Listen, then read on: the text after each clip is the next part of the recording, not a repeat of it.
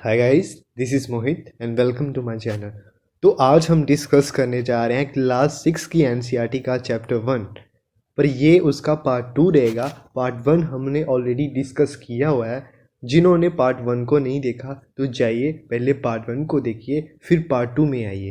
तो स्टार्ट करते हैं। पर लेक्चर स्टार्ट करने से पहले अगर आपने चैनल को सब्सक्राइब नहीं किया then do subscribe, like and share. Okay, तो स्टार्ट करते हैं लेक्चर को। अब हम पढ़ेंगे कि हमारे देश का नाम भारत कैसे पड़ा, हमारे देश का नाम इंडिया कैसे पड़ा। देखिए, हम अपने देश के लिए दो वर्ड यूज़ करते हैं, जैसे इंडिया और भारत। अगर मैं बात करूँ इंडिया की तो ये निकला है इंडस वर्ड से। किससे निकला है? इंडस शब्द से। तो जो इंडस है उसे संस्कृत में बोला जाता है सिंधु।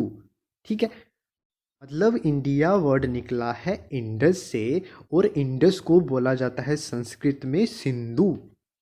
आज से लगभग 2500 साल पहले जो आपके ईरानियंस थे, जो आपके ग्रीक्स थे, वो आए और आपके जो नॉर्थ वेस्टर्न रीजन था, आपका उत्तर पश्चिमी एरिया था, वहाँ पर रहने लगे। और वे सिंधु नदी के लिए मतलब इंडस नदी के लिए यूज़ करते थे हिंडोस और इंडोस।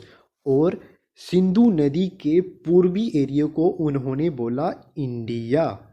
देखिए, हम अपने देश के लिए दो वर्ड्स यूज़ करते हैं, एक इंडिया और एक भारत। और जो इंडिया शब्द है वो इंडस से निकला है और इंडस को संस्कृत में बोला जाता है सिंधु। आज से लगभग 2500 ईयर्स ईरानियन थे और जो ग्रीक्स थे वो आए और आपके जो नॉर्थ वेस्टर्न था, मतलब आपका उत्तर पश्चिमी इलाका, वहाँ पर रहने लगे।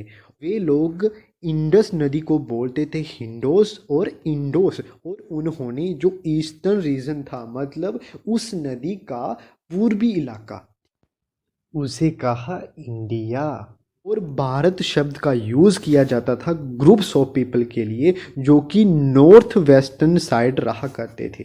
ठीक है, नॉर्थ वेस्टर्न साइड मतलब वही इलाका, उत्तर पश्चिमी वाला एरिया, ये वहीं पर निवास करते थे। और इनका उल्लेख हमें ऋग्वेद में भी मिल जाता है। अब यहाँ पे दिया हुआ है finding out about the past, मतलब पास्ट के बारे में कैसे जाने। देखिए, दे आर सेवरल वेज, ऐसे बहुत से तरीके हैं, ऐसे बहुत से मेथड हैं जिनसे हम अपने पास्ट के बारे में जान सकते हैं। ऐसे बहुत से सोर्सेस हैं जिनसे हम अपने पास्ट के बारे में जानकारी ले सकते हैं। ठीक है, और उन्हीं सोर्सेस में हम बात कर रहे हैं मनुस्क्रिप्ट की, जो कि एक हैंड रिटन सोर्स है। ठीक, और मनुस्क्रिप्ट को हिंदी में बोला जाता है पांडुलिपियाँ। ठीक है, ये यूजली कहाँ लिखे जाते थे? ये लिखे जाते थे पाम लीफ पर। और पाम लीफ कहाँ से प्राप्त किया जाता था? पाम लीफ प्रिपेयर किया जाता था बर्च नामक एक ट्री से, जो कि कहाँ उगता था? आपका हिमालयाज में। ठीक है, अगर मैं आपको समराइज करूं तो जो मनुस्क्रिप्ट है वो लैटिन भाषा के शब्द मनु से निकला है। ठीक है, जिसका अर्थ है हाथ, मतलब हैंड। ठीक है, और जो मनुस्क्रिप्ट थे ये लिखे जाते थे आपके पाम लीफ पर। और पाम लीफ प्रिपेयर किया जाता था बर्च नामक एक ट्री से। और बर्च ट्री कहाँ उगता था? आपका हिमालयाज में। ओके, तो ये है मनुस्क्रिप्ट्स, मतलब पांडुलिपियाँ। और ये हमें प्राप्त होती हैं जो हमारे टेम्पल्स थे, जो हमारे बिहार्स थे, वहाँ से हमें मिलती हैं। इनसे हमें जो रिलीजियस अफेयर्स थे, मतलब धार्मिक जीवन हो गया, राजाओं का जीवन हो गया, आपकी मेडिसिन होगी, इन सभी के बारे में हमें पता चलता है। इनमें से कई पांडुलिपियां हमें संस्कृत में देखने को मिली, जबकि कुछ तमिल और प्राकृत में भी लिखी गई।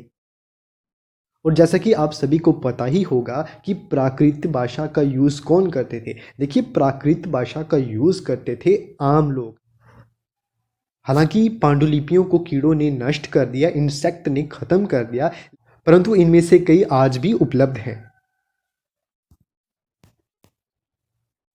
जैसे कि मैंने आपको अभी बताया कि जो हमारी पांडुलिपियाँ थी वो किससे डील करती हैं, वो डील करती हैं आपके रिलीजियस बिलीव एंड प्रैक्टिसेस, ठीक है, राजाओं के जीवन के बारे में, मेडिसिन के बारे में और साइंस के बारे में। इसी के साथ साथ इसमें कुछ एपिक्स भी दिए हुए, एपिक्स मतलब महाकाव्य, इसमें कविताएं भी देखने को मिल जाती हैं। Many of these were written in Sanskrit, इनमें से अधिकांश जो हैं वो संस्कृत में लिखी गई, परंतु संस्कृत के अलावा यह प्राकृत और तमिल भाषा में भी लिखी गई। और जैसा कि आप सभी जानते हैं कि जो प्राकृत लैंग्वेज थी वो यूज़ की जाती थी ऑर्डिनरी पीपल के द्वारा, जैसा कि मैंने अभी आपको बताया। मनुस्क्रिप्ट के बाद जो रिटन सोर्स है हमारे पास्ट को जानने का, वो है इंस्क्रिप्शन। इंस्क्रिप्शन भी एक प्रकार के लेख होते थे जो कि यूजली लिखे जाते थे हार्ड सरफेस पर, जैसे पत्थरों पर लिखे जाते थे या किसी धातु पर। देखिए प्राचीन समय में जो किंग्स हुआ करते थे, जो रूलर्स, जो शासक हुआ करते थे, वो क्या करते थे, वो अपने ऑर्डर्स को, अपनी विजयों को एक बड़े से पत्थर या किसी मेटल की बनी हुई एक आकृति पर खुदवा देते थे ताकि लोग उन्हें पढ़ सकें, ठीक है।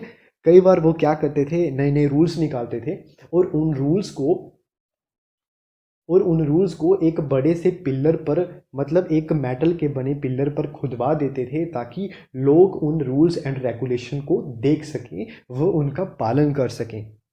देखिए यहाँ पे इस साइड में एक नोट जैसा दिया हुआ था जो बात कर रहा है इंस्क्रिप्शन की, और ये इंस्क्रिप्शन है अशोक का, ठीक है, जो कि कितने साल पुराना है, 2250 साल पुराना है। और इसमें अशोक ने जो अपने ऑर्डर थे वो इशू किए थे। और ये 2250 साल पुराना इंस्क्रिप्शन हमें कहाँ मिला, हमें मिला कंधार में, जो कि आज के समय में अफ़गानिस्तान में है। इंस्क्रिप्शन के बाद हम पढ़ेंगे आर्कियोलॉजिस्ट के बारे में कि आर्कियोलॉजिस्ट कौन होते हैं। देखिए ऐसे बहुत सी चीज़ें थी जो कि प्राचीन समय में लोगों के द्वारा बनाई जाती थी और उनको यूज़ किया जाता था। तो वे व्यक्ति जो कि इन ऑब्जेक्ट्स को स्टडी करता है वे कहलाता है आर्कियोलॉजिस्ट, मतलब पुरातत्वविद। मतलब प्राचीन समय में लोग क्या करते थे, बहुत सी चीज़ों का निर्माण करते थे और उनका यूज़ करते थे। तो अभी के समय में जो आपका पुरातत्वविद है, मतलब आर्कियोलॉजिस्ट है, वो क्या करता है, वो करता है इन चीज़ों की स्टडी। तो अगर मैं आपको सिंपल भाषा में बताऊं, आर्कियोलॉजिस्ट कौन थे, आर्कियोलॉजिस्ट वे व्यक्ति होता है जो कि पास्ट की चीज़ों का अध्ययन करता है।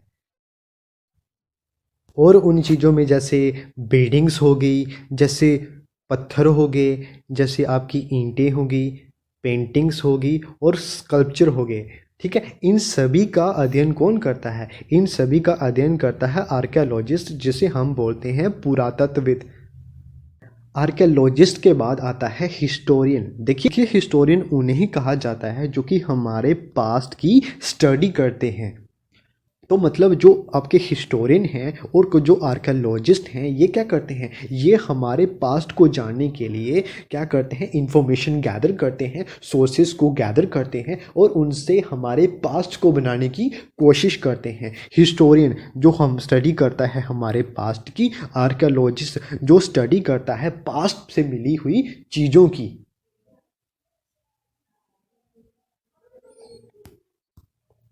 तो यहाँ पे दिया हुआ है वन पास्ट और मैनी, मतलब अतीत एक है या अनेक। देखिए अगर आपने बुक के टाइटल मतलब आवर पास्ट की तरफ ध्यान दिया होगा तो ये लिखा हुआ है प्लूरल फॉर्म में। इस प्लूरल फॉर्म का यूज़ इसलिए हो रहा है क्योंकि उस समय जो लोग थे उन सभी का पास्ट अलग अलग है। उदाहरण के लिए अगर मैं बात करता हूँ आपके हर्डर्स की, आपके फार्मर्स की, बात करता हूँ किंग्स की, क्वींस की, तो इन सभी के पास्ट एक दूसरे से अलग अलग हैं, वो आपस में मेल नहीं खाते। और जैसा कि हम आज भी देखते हैं कि जो हमारे ट्रेडिशंस हैं, हमारे जो व्यवहार हैं, वो एक देश से दूसरे देश के हिस्से के साथ मेल नहीं खाते। जैसे कि मैंने ले लिया नॉर्थ इंडिया को, अगर मैं साउथ इंडिया जाऊंगा तो उनके ट्रेडिशंस अलग हैं और साउथ इंडिया वालों के अलग हैं, ठीक। अब यहाँ पे बात हो रही है व्हाट डू डेट्स मीन्स, मतलब तिथियों का मतलब। देखिए, अगर हमसे कोई पूछेगा कि आज क्या डेट है, तो हम क्या बताएंगे? हम बताएंगे, पहले डे बताएंगे, फिर मंथ बताएंगे, उसके बाद बताएंगे हम ईयर। जो आज के समय में डेट्स की गणना की जाती है, वो की जाती है जीसस के जन्म की तिथि से। देखिए, अब हम डेट्स को अच्छे से समझ लेते हैं कि बीसी का यूज़ कहाँ होता है, एडी का कहाँ होता है। सबसे पहले बीसी। बीसी का मतलब है बिफोर क्राइस्ट, मतलब जब जीसस का जन्म हुआ था उनके जन्म से पहले वाला टाइम कहलाता है बीसी। और हिंदी में इसे बोला जाता है ईसवी पूर्व। मतलब बीसी को क्या बोलते हैं? ईसवी पूर्व। जीसस के जन्म से पहले वाला टाइम कहलाता है बीसी, मतलब ईसवी पूर्व। और एडी, एडी और एडी का मतलब है एनो डोमिनी, ठीक है, जो कि लैटिन भाषा के दो शब्दों से बना है, ठीक है। और इसका यूज़ होता है जीसस के जन्म के बाद वाले टाइम के लिए, ठीक है। अगर मैं आपको एक टाइमलाइन ड्रॉ करके बताता हूँ, देखिए अभी मैं आपको एक टाइमलाइन ड्रॉ करके बता रहा हूँ, ठीक है।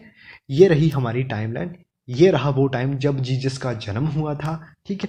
इनके जन्म से पहले वाला टाइम कहलाता है बीसी, और इनके जन्म के बाद वाला टाइम कहलाता है एडी। एडी मतलब एनो डोमिनी। देखिए, कभी कभी हम एडी के स्थान पर यूज़ कर लेते हैं कॉमन एरा, ठीक है।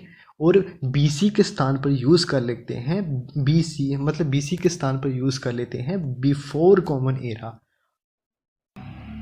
तो अभी मैं आपको फिर से रिपीट कर दे रहा हूँ ताकि आपको अच्छे से समझ आ जाए। देखिए, ये रही टाइमलाइन, मतलब समय रेखा, और ये रहा वो टाइम जहाँ पर जन्म हुआ था जीसस का। अब जीसस के जन्म से पहले वाला टाइम कहलाता है ईसवी पूर्व, मतलब बिफोर क्राइस्ट। और जीसस के जन्म के बाद वाला टाइम कहलाता है एनो डोमिनी, मतलब ईसवी। तो यहाँ पे नोट जैसा दिया हुआ है जिसमें इंस्क्रिप्शन के बारे में बोला गया, मतलब इंस्क्रिप्शन को हमने ऑलरेडी डिस्कस किया हुआ है, ठीक है। तो जो इंस्क्रिप्शंस थे उनमें जो लिपियाँ थी, जो स्क्रिप्ट्स थी, जिन स्क्रिप्ट का यूज़ किया गया था, वो स्क्रिप्ट हमें नहीं पता कि स्क्रिप्ट कौन सी है, वे लिपि कौन सी है। तो ऐसे में विद्वान कैसे पता लगाते हैं? और इन स्क्रिप्ट्स का पता लगाने के लिए एक प्रोसेस फॉलो की जाती है जिसे कहा जाता है डिसाइफरमेंट। ओके, तो यहीं पे अपने लेक्चर को ख़त्म करते हैं। और आज के लेक्चर में हमने लेसन 1 को डिस्कस किया जिसका टाइटल था what, where, how and when, जिसमें हमने नर्मदा में रहने वाले लोगों के बारे में जाना। हमने जाना कि किस प्रकार एग्रीकल्चर स्टार्ट हुआ और मानव ने सर्वप्रथम कौन कौन सी फसलें उगाई। उसके बाद हमने जाना सीरीज़ के बारे में, ठीक है। फिर जाना हमने बड़ी बड़ी किंगडम्स के बारे में। उसके बाद हमने जाना कि कैसे हमारे देश का नाम भारत और इंडिया पड़ा। फिर हमने रिसोर्सेज को जाना, हमने मनुस्क्रिप्ट्स को जाना, इंस्क्रिप्शन को जाना। हमने जाना कि किस प्रकार आर्कियोलॉजिस्ट एंड हिस्टोरियन हम हमारे पास्ट को जानने में काफ़ी ज़्यादा महत्वपूर्ण भूमिका निभाते हैं। और उसके बाद हमने जाना डेट्स के बारे में, मतलब जीसस से पहले वाले टाइम को बोला गया बीसी, मतलब बिफोर क्राइस्ट, ईसवी पूर्व। और जीसस के बाद वाले समय को बोला गया एडी, मतलब एनो डोमिनी, जिसे हम ईसवी भी बोलते हैं। तो ये था हमारे एनसीईआरटी क्लास 6 का चैप्टर 1। और अगर आपको मेरा लेक्चर पसंद आया है, आपको अच्छे से समझ आ गया है, then do subscribe, like and share. Thank you.